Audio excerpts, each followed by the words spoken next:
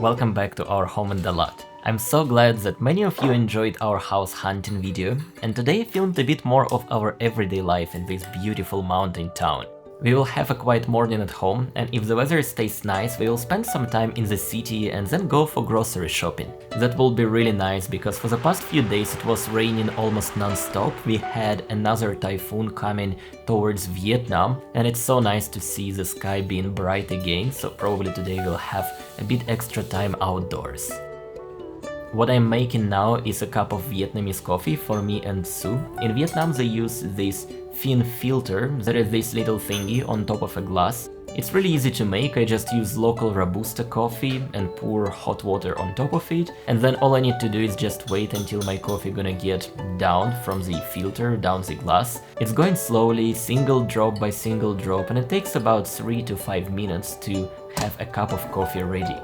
When all coffee got inside the glass, I add a little bit of condensed milk and I pour some oat milk on top, mix it well, and the cup of Vietnamese coffee is ready. This is how we start every morning here in Dalat. I prepare coffee. For myself it's an iced Vietnamese coffee. For Sue, she prefers it hot. We drink coffee, we have breakfast, we talk, we read, and then according to how the weather is outside and how we feel, we choose what we're gonna do in the day. Today is the day when we nearly run out of groceries, so I'm gonna take you to grocery shopping today. We have a lot of things to buy, and maybe take a walk around Dalat city.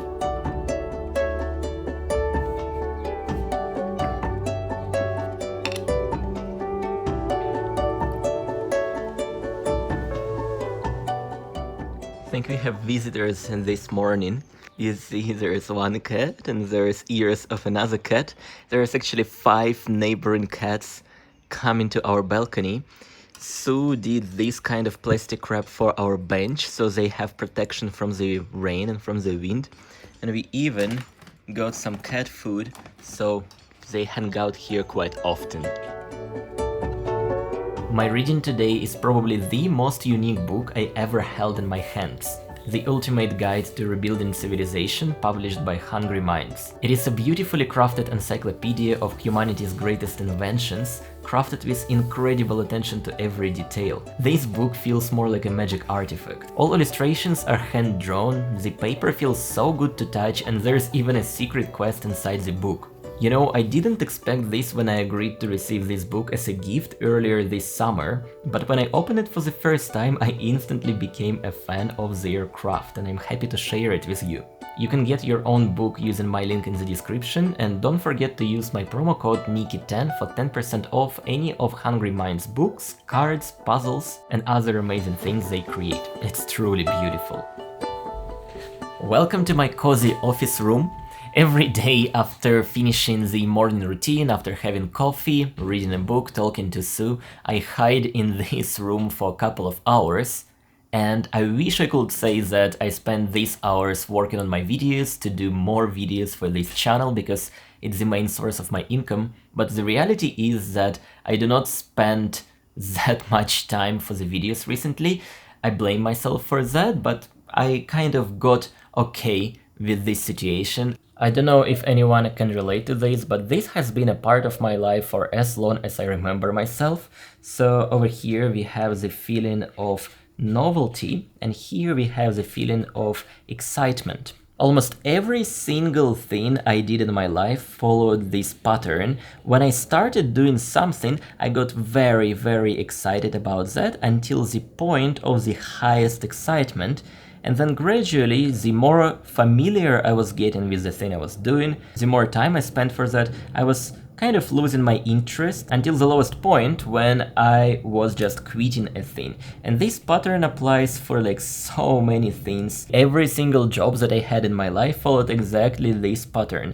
I got a new job, got to the highest excitement point, and then gradually was losing my interest until reaching this point when I just quit. My second job got there, got very excited, got uninterested in that, and decided to quit. There were so many hobbies that followed the same pattern, there were relationships that followed the same pattern. When I met somebody, I got really excited to be with that person, and then gradually I was losing interest until I decided to quit. And the same thing was happening to me making videos and running this channel. When I just started, I was so excited about it, and that time I thought that finally I found something that I can do for a very long time, because let's be real, it's really cool to be able to make videos, share things online and do it for a living. But despite this fact, I discovered that eventually I reached the highest point of excitement and I was going down this line, and somewhere here I noticed that I'm falling into this pattern again. I was like, wait a bit, how is that even possible? Like, how could it be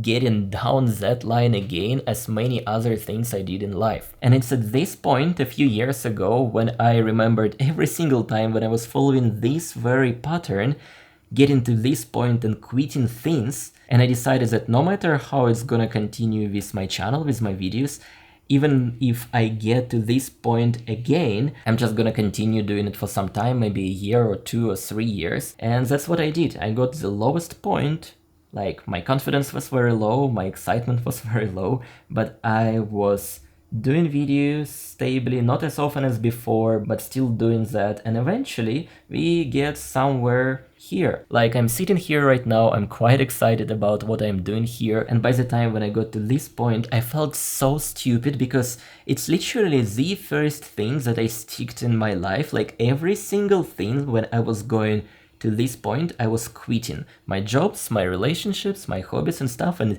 this YouTube channel, these videos is literally the first thing that surpassed this point of quitting. Like, I was quitting every single thing I was doing at that point of quitting, like here, like right here. I don't know, guys, if anyone cares about that, but it's just something I wanted to share.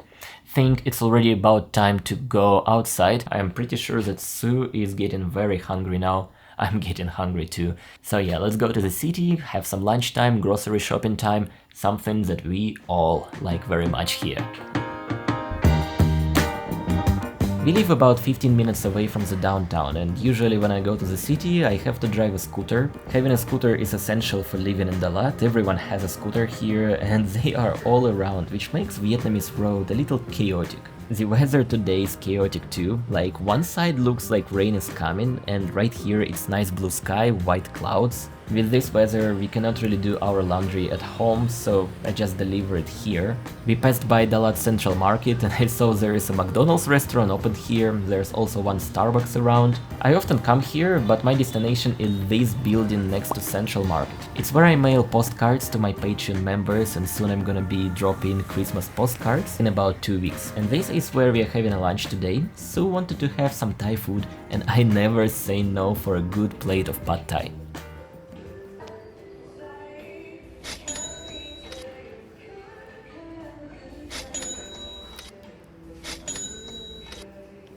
I hate to say that, but I think it is the last time we come to this place.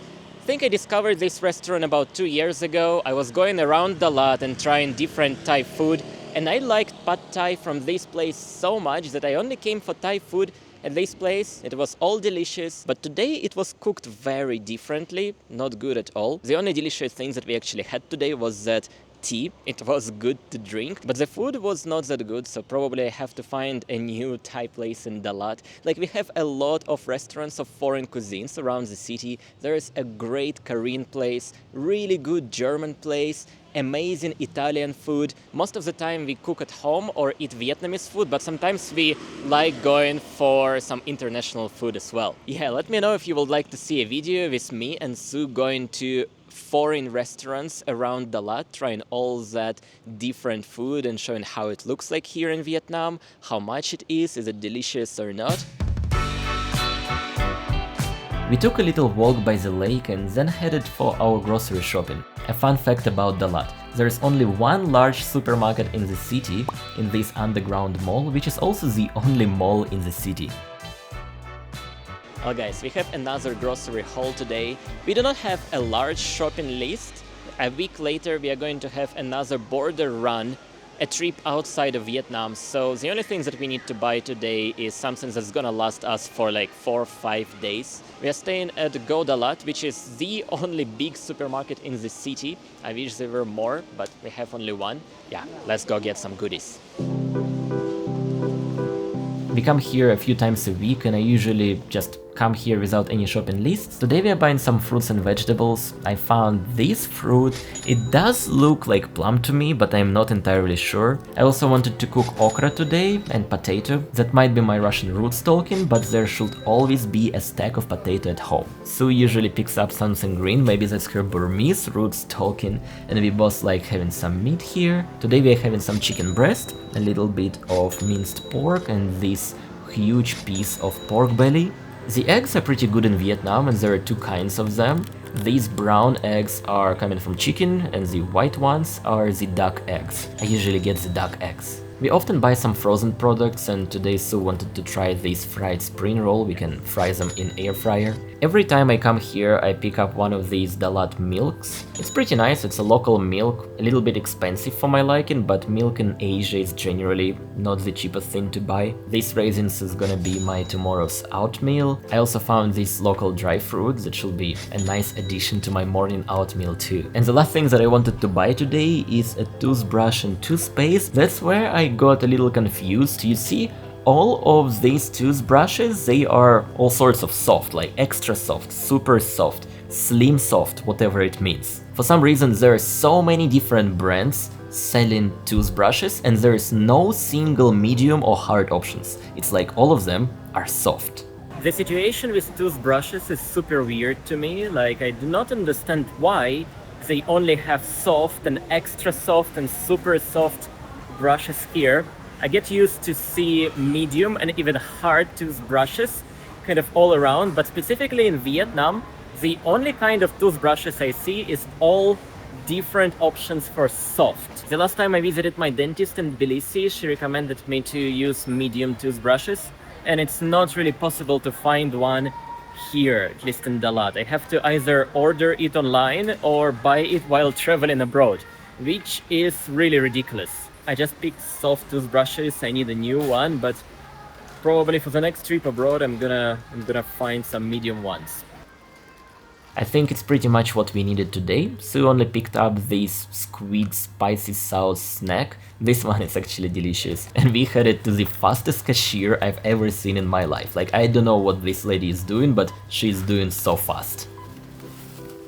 The groceries today cost about 25 American dollars, which is pretty nice for the amount of stuff that we got. We're gonna buy pastries and then we're gonna go get Mr. Beast chocolate.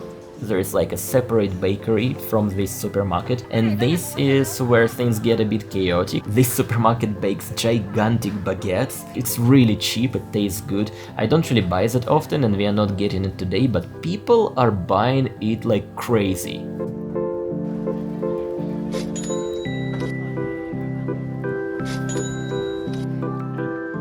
And before leaving, Sue also picked up this Feastable. It's like a little peanut chocolate. She says it's super delicious, and after that it was time to go back home.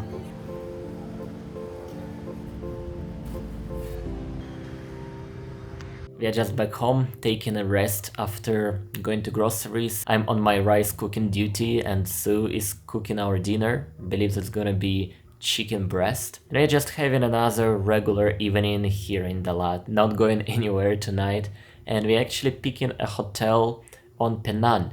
It's where we're gonna go for our border run trip to renew our visas. There were so many questions about how do I stay in Vietnam, how many days I can stay here, how do I deal with visas and stuff. Russian passport holders can have 45 days of staying in Vietnam without a visa, which means I can just enter the country without applying any documents and stay here for 1 month and a half. I just enter for 45 days and then I travel somewhere for a couple of days, maybe for a week or 2 weeks, and I come back for another visit to Vietnam. But for the time when I want to stay longer, I can apply for e-visa online, and it's gonna last for 90 days. During our visit to Penang, we're gonna apply for e-visa that's gonna last for 90 days. So I can stay in Dalat during the best time of the year, which is December, January and February. Sue is checking out Airbnb apartments for our trip. This is the face of hotel researcher. A true hotelier. A true hotelier.